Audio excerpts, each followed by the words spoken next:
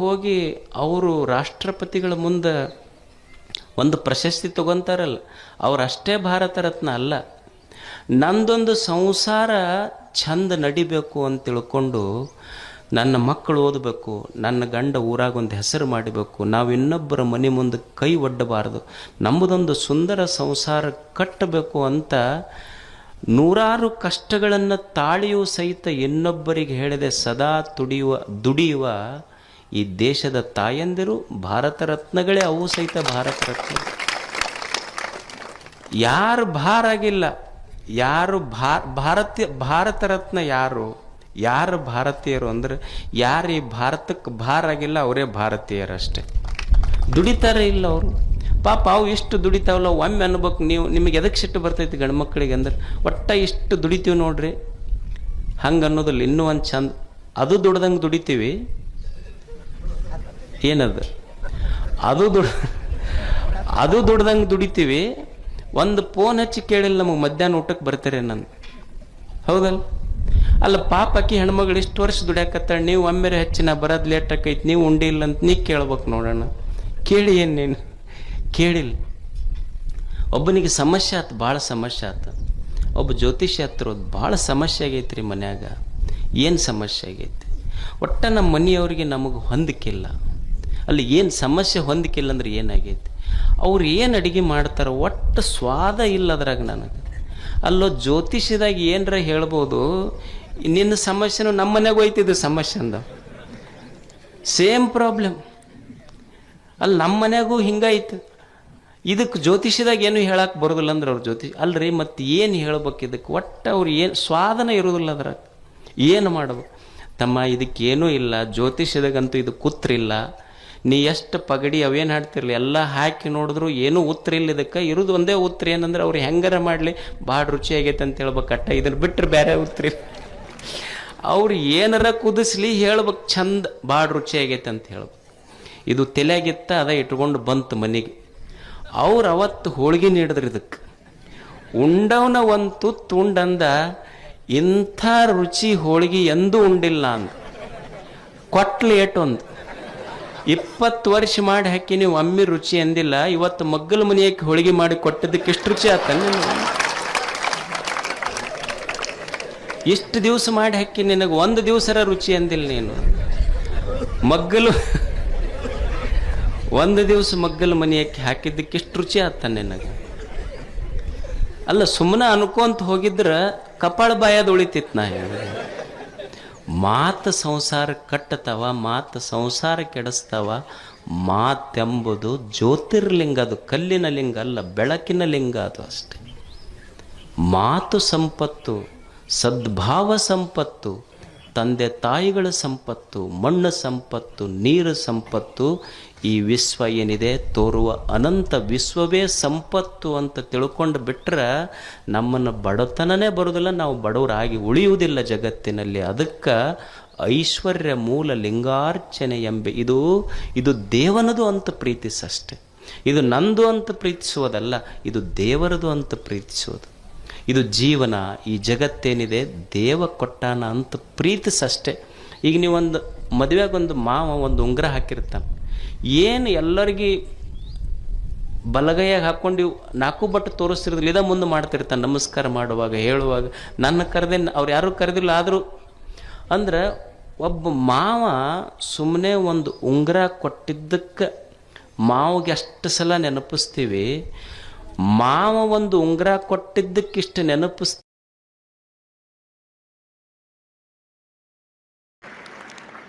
ನಮ್ಮ ಹಣೆ ಬರ ಸರಿಗಿಲ್ಲ ಅಂತೀವಿ ನಾವು. ಮನುಷ್ಯನೇ ನಮ್ಮ ಹಣೆಯ ಬರವನ್ನ ಯಾರೂ ಬರದಿಲ್ಲ. ನಿನ್ನ ಹಣೆಯ ಬರಹವನ್ನ ನಿನ್ನ ಬೆವರ ಹನಿಗಳಿಂದ ಮಾತ್ರ ನೀನು ಅಳಕಿಸಲಿಕ್ಕೆ ಸಾಧ್ಯ ಇದೆ. ಇದು ದುಡಿಮೆಯ ಸಂಸ್ಕೃತಿ. ಇದು ಯಾವುದು? ಈ ಪ್ರಕೃತಿಯೇ ನಿಜವಾದ ದೇವರಷ್ಟೇ. ಗಾಳಿ ದೇವರು, ಸೂರ್ಯ ದೇವರು, ವಾಯುದೇವರು. ನಿನ್ನನ್ನು ನೀ ತಿಳ್ಕೊಂಡಿ ಅಂದ್ರೆ ನೀನು ನಿಜವಾದ ದೇವ. ಈ ನಿಸರ್ಗವನ್ನು ನೀನು ಆರಾಧಿಸು ಮನುಷ್ಯನೇ. ನಾವು ದೇವರಿಗೆ ಲಕ್ಷ ದೀಪಗಳನ್ನು ಹಚ್ಚಿ ಆರಾಧಿಸುವುದು ನಿಜವಾದ ದೇವರ ಆರಾಧನೆಯಲ್ಲ. ಲಕ್ಷ ದೀಪಗಳನ್ನು ಹಚ್ಚಿ ದೇವರನ್ನು ಆರಾಧಿಸುವುದಲ್ಲ. ಮೇಲೆ ಬದುಕಬೇಕು. ಪ್ರಕೃತಿಯನ್ನ ಆರಾಧಿಸು, ಇದನ್ನು ಕೆಡಿಸಬೇಡ ಅಷ್ಟೇ. ಮನುಷ್ಯನಿಗೆ ಗೊತ್ತಿರಬೇಕು. ಈಗ ನೀವು ರೈತರದಿರಿ, ಆಕಳ ಕೆಚ್ಚಲಿಗೆ ಉಣ್ಣೆ ಹತ್ತಿರ್ತದೆ. ಆಕಳ ಕೆಚ್ಚಲಿನೊಳಗೆ ಉಣ್ಣಿದ್ರು ಸಹಿತ ಉಣ್ಣಿಗೆ ಹತ್ತೈತಿ, ಆದ್ರೆ ಹಾಲೈತೆ ಅಂತ ಗೊತ್ತಿಲ್ಲ, ರಕ್ತ ಕುಡ್ದೈತದು ಅಷ್ಟೆ. ಹಂಗ ಇಡೀ ಈ ಭೂಮಿ ತಾಯಿ ನಿಸರ್ಗ ದೇವತೆಯ ಮಧ್ಯದೊಳಗೆ ನಾವು ಹಾಲಿನ ಅಮೃತದ ರುಚಿ ಇದ್ರೂ ಸಹಿತ ಇದನ್ನು ಕೆಡಿಸಿ ಬದುಕಿದೀವಿ ಅಂದ್ರೆ ಆಕಳ ಕೆಚ್ಚಲಿಗೆ ಹತ್ತಿದ ಉಣ್ಣೆ ಇದ್ದಂಗೆ. ಯಾಕಂದ್ರೆ ಹಾಲಿನ ಸವಿ ನಮಗೆ ಗೊತ್ತಿಲ್ಲ. ಒಂದು ದುಂಬಿ ಇರ್ತದೆ, ದುಂಬಿ ಹೆಂಗೆ ಬದುಕ್ತೈತಿ ಅಂದ್ರೆ ದುಂಬಿ ಹೂವಿನಿಂದ ಹೂವಿಗೆ ಹಾರ್ತೈತಿ, ಹೂವಿನ ಮೇಲೆ ಹೂವಿಗೆ ಕೂಡ್ತೈತಿ. ಹೂವಿನಿಂದ ಹೂವಿಗೆ ಕುಂತರು ಸಹಿತ ಹೂವ ಕೆಟ್ಟಿಲ್ಲ, ಅದರ ಮಕರಂದ ಹೀರುವುದನ್ನು ಬಿಟ್ಟಿಲ್ಲ. ಇದು ಹೂಂಬಿಯ ಬದುಕಿದು. ಹಾಗೆ ಈ ಜಗತ್ತಿನೊಳಗೆ ನಾವು ಹೇಗೆ ಬದುಕಬೇಕು ಅಂದ್ರೆ ಪ್ರಕೃತಿ ಕೆಟ್ಟಿರಬಾರದು, ಪ್ರಪಂಚ ಕೆಟ್ಟಿರಬಾರದು ಮತ್ತು ಪರಮಾತ್ಮನನ್ನು ಬಿಟ್ಟಿರಬಾರದು. ಇದು ಪ್ರಕೃತಿಯೊಂದಿಗೆ ಮನುಷ್ಯ ಸಂವೇದನಾಶೀಲನಾಗಿ ಬದುಕುವ ಕಲಾ. ಇದು ಮನುಷ್ಯ ಹೀಗೆ ಬದುಕಬೇಕಷ್ಟೇ. ಈ ಪ್ರಕೃತಿಯನ್ನು ಕೆಡಿಸಬೇಡ, ನಿನ್ನ ದೇಹವನ್ನು ಕೆಡಿಸಬೇಡ, ಮನವನ್ನು ಕೆಡಿಸ್ಕೋಬೇಡ. ಈ ದೇಹ ಮನ ಇದನ್ನೆಲ್ಲ ಒಂದು ಕ್ಷಣ ಮನುಷ್ಯನೇ ಈ ದಿವ್ಯತೆಗೆ ನೀನು ಅರ್ಪಿಸುವುದಿದೆಯಲ್ಲ, ಅದು ಸಂಸ್ಕೃತಿ. ಇದು ಸಾಂಸ್ಕೃತಿಕ ಉತ್ಸವ. ಇದು ಯಾವಾಗ ಒಬ್ಬ ವ್ಯಕ್ತಿಯ ಜೀವನದಲ್ಲಿ ಉತ್ಸಾಹ ಬರುತ್ತದೆ, ಅವನ ಜೀವನ ಯಾವಾಗ ಉತ್ಸಾಹದಿಂದ ತುಂಬುತ್ತದೆ, ಯಾವಾಗ ಅವನ ಜೀವನದಲ್ಲಿ ಉತ್ಸವ ಬರ್ತದೆ ಅಂದರೆ, ಒಬ್ಬ ಚಿಂತಕ ಒಂದು ಸುಂದರ ಮಾತು ಹೇಳ್ತಾನೆ, ನನ್ನ ಜೀವನದಲ್ಲಿ ಯಾವಾಗ ಉತ್ಸವ ತುಂಬುವುದು. ನಾವು ಇವತ್ತು ಭಾರತೀಯ ಸಂಸ್ಕೃತಿ ಉತ್ಸವವನ್ನು ಮಾಡ್ತಾ ಇದ್ದೇವೆ. ಒಬ್ಬ ವ್ಯಕ್ತಿಯ ಜೀವನದಲ್ಲಿ ಉತ್ಸವ ಯಾವಾಗ ಆಗ್ತದೆ, ಉತ್ಸವ ಯಾವಾಗ ತುಂಬತೈತಿ ಅಂದ್ರೆ, ಒಬ್ಬ ಚಿಂತಕ ಬರೀತಾನೆ, ಯಾವಾಗ ನಿನ್ನ ಜೀವನ ಒಂದು ಸೆಲೆಬ್ರೇಷನ್ ಆಗ್ತದೆ. Life has to be celebrated, this life should become a celebration. ಯಾವಾಗ ಈ ಜೀವನ ಒಂದು ಉತ್ಸವ ಆಗ್ತದೆ, when you move your focus from competition to contribution, life becomes celebration.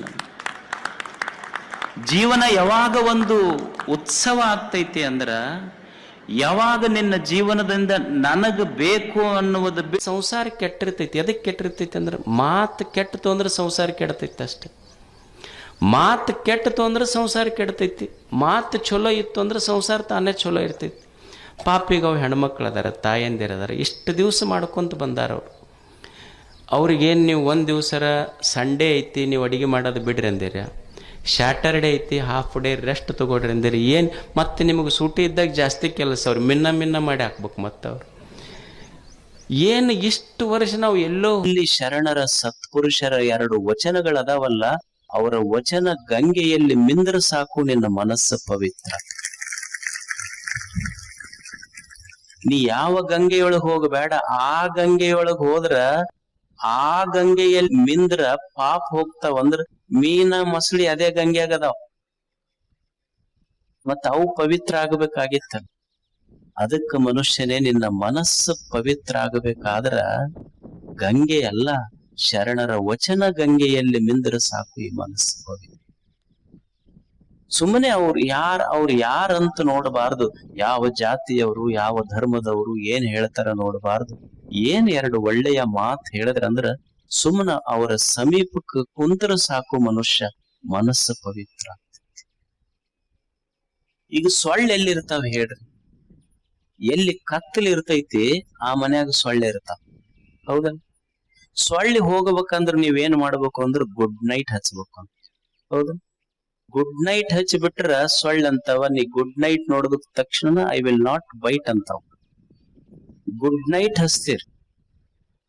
ಮನೆಯೊಳಗಿನ ಸೊಳ್ಳೆಗಳು ಕಚ್ಚಬಾರ್ದಂದ್ರ ಗುಡ್ ನೈಟ್ ಹಚ್ಬೇಕು. ಮನಸ್ಸಿನೊಳಗ ಚಿಂತೆ ದುಃಖಗಳೆಂಬ ಸೊಳ್ಳೆ ಕಚ್ಚಬಾರ್ದಂದ್ರ ಶರಣರ ಗುಡ್ ಲೈಟ್ ಹಚ್ಬೇಕು, ಹೊಕ್ಕವ ಅಷ್ಟಾವ. ಅದಕ್ಕೂ ಒಂದು ಗುಡ್ ಲೈಟ್ ಬೇಕು. ಹಚ್ಚುದೊಂದಿಷ್ಟು ಶರಣರ ಮಾತ ಕೇಳುದು. ಮನುಷ್ಯನೇ ಅವರ ಮಾತು ಎಷ್ಟು ಹಿಂದ 12ನೇ ಶತಮಾನದಲ್ಲಿ ಶರಣರು ಮಾಡಲಿಲ್ಲ, ಏನು ಮಾಡಿದರು?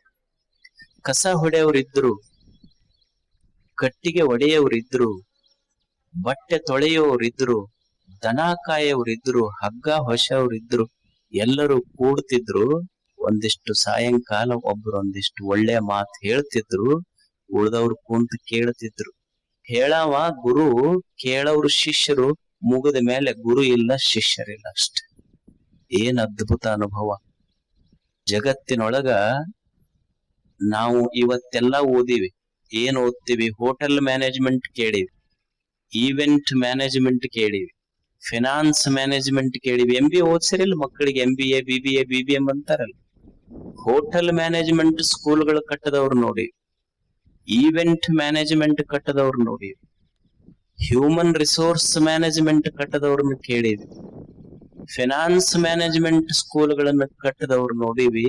ಆದ್ರೆ ಶರಣರು ಕಟ್ಟಿದ್ದು ಈವೆಂಟ್ ಮ್ಯಾನೇಜ್ಮೆಂಟ್ ಅಲ್ಲ, ಹೋಟೆಲ್ ಮ್ಯಾನೇಜ್ಮೆಂಟ್